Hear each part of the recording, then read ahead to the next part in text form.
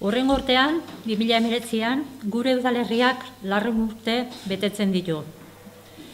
1619an, segurazki, arazo ekonomikoei modu egokiago batean aurre egiteko eta bien arteko liskarrei amaiera emanez, bi herriek, Amasa eta Bilabonak, batasun politiko eta juridikoaren bidea ireki zuten. Urte hartan, bilera guneak adostu, udal hauteskundeen legedi berria onartu eta kargu publikoen egin beharrak zehaztuko zituen ordenantza berria eratu nahian, bi herriek ordezkari propiok izendatu zituzten. Azken erabakia falta zen, delegatuek onartutako ordenantza berria herri batzarrak berrestea. Gertakari hori 1619ko urriaren 3an burutu zen, eta batzar hartan Muñokiko Miguel eta Urresti Baserriko Juanes Lizarraga kontra azaldu ziren.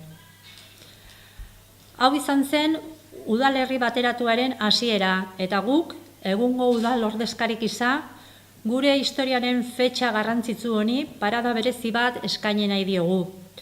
Hurrengo urte osoan zehar gauzatuko diren ekimenen egutegi bat antolatzeko garaian garbi izan ditugu bi ezaugarri.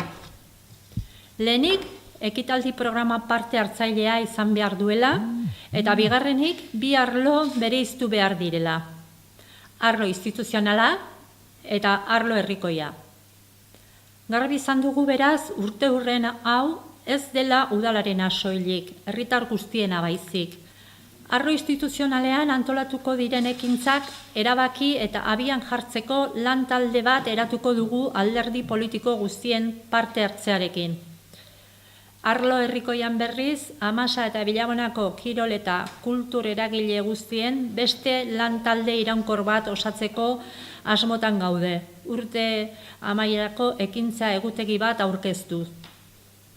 Gure asmoa ekaina amaitu baino lehen, bi mailak, bi lan taldeak eratuak egotea da. Esan beharra dago baita ere, udalak badituela aurreikusita ekimen batzuk 100 urte hurrenarako. Lehenik, Sebastian Insaustik 1972 urtean gure herriko historiari buruz eginiko liburuaren berarkitalpena edizio berri batean noski. Bigarrenik, Amasamendiko Aranerreka bidearen inguruan kokatzen diren karobietan historiari buruzko bisitak Burdina Kultur taldearen eskutik. Eta hirugarrenik, Oinkari herriko dantza taldearen emanaldi berezia 100 urte hurrena ardatz izango duena. Eta ikusten duzuen bezala, programa berezionek identitate propioa eduki nahi du logotipo honen bitartez. Aurten eta hurrengo urtean ere, logotipo berriaren irudia izango duten zapiak banatuko dira Santillo eta San Martin festetan.